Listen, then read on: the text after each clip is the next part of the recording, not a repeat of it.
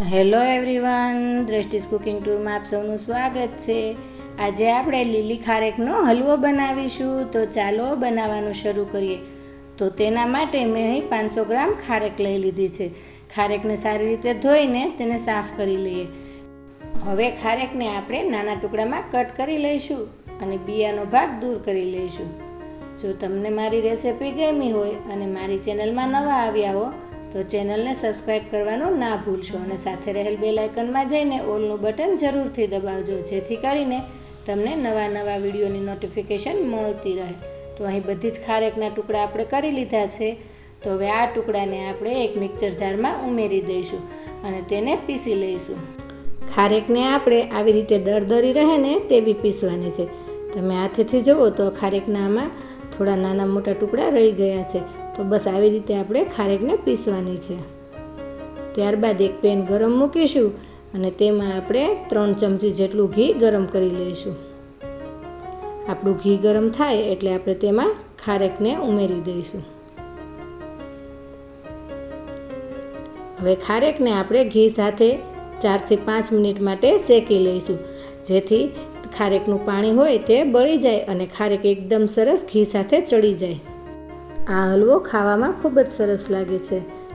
હવે આપણી ખારેક એકદમ સરસ ઘી સાથે શેકાઈ ગઈ છે અને તે પહેલાં કરતાં થોડી ડ્રાય થઈ ગઈ છે। તો આપણું ખારેકનું મિશ્રણ આવી રીતનું ડ્રાય થાય ને ત્યારે આપણે તેમાં 1 કપ જેટલું દૂધ ઉમેરીશું।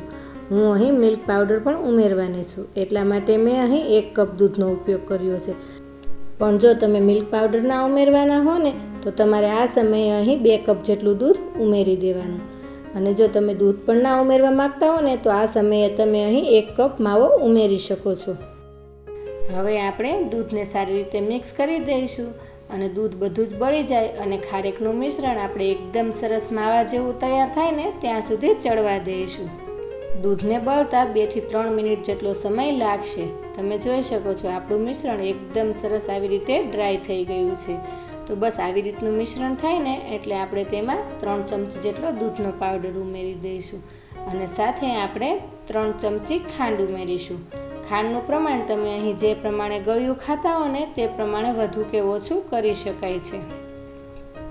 હવે બધું જ બરાબર મિક્સ કરી દઈશું। હવે હલવામાંથી ખાંડનું પાણી બળી જાય અને ઘી છૂટું પડવા લાગે ને ત્યાં સુધી તેને થવા દઈશું। આપણા હલવાનો કલર એકદમ સરસ આવે ને એટલા માથે 2 થી 3 ડ્રોપ જેટલું યલો ફૂડ કલર ઉમેરીશું। જો કલર ના ઉમેરવો હોય ને તો તમે તેને સ્કીપ કરી શકો છો। હવે બધું જ બરાબર મિક્સ કરી દઈશું। તમે જોઈ શકો છો આપણા હલવાનો કલર કેટલો સરસ આવ્યો છે।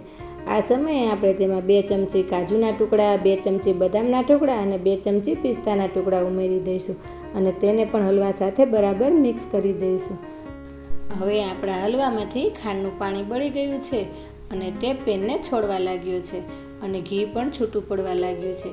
તો બસ આ સમયે આપણે ગેસ ઓફ કરી દઈશું અને એક સર્વિંગ પ્લેટમાં તેને સર્વ કરીશું। આ હલવો તમે ફ્રીજમાં 3 થી 4 દિવસ માટે સાચવી શકો છો। હવે હલવાને આપણે ફ્રેશ ગુલાબની પાંદડીથી ગાર્નિશ કરીશું। તો તૈયાર છે આપણો લીલી ખારેકનો હલવો। તો તમે એકવાર આ લીલી ખારેકનો હલવો જરૂરથી બનાવજો અને કોમેન્ટમાં જણાવજો કે તમને હલવાની રેસિપી કેવી લાગી અને આ સાથે મારી ચેનલને લાઈક, શેર અને સબસ્ક્રાઈબ કરજો। તો આવી જ નવી રેસિપીઓ સાથે આપણે ફરી મળતા રહીશું દ્રષ્ટિસ કુકિંગ ટૂરમાં।